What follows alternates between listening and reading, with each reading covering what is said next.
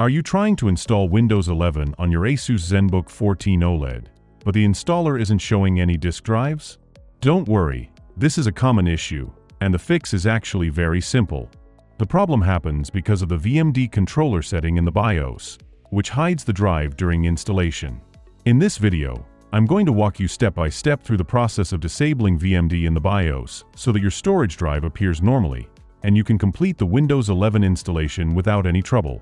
So first thing you need to do is enter to BIOS. For that, restart your laptop and press the F2 key repeatedly to enter BIOS. Then go to Advanced Settings. Then click on the Advanced tab. Scroll down and open the VMD Setup menu. Then disable the VMD controller. Hit OK.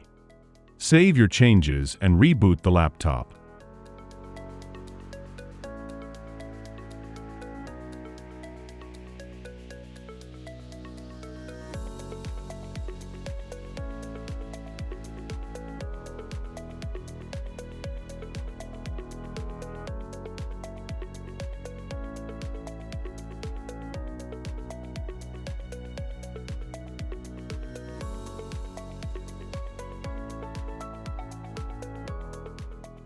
That's it. Now, when you start the Windows 11 installation, your disk will appear, and you can continue the setup normally.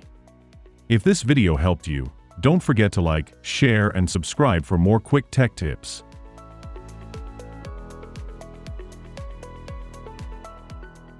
Thank you for watching. Have a great day.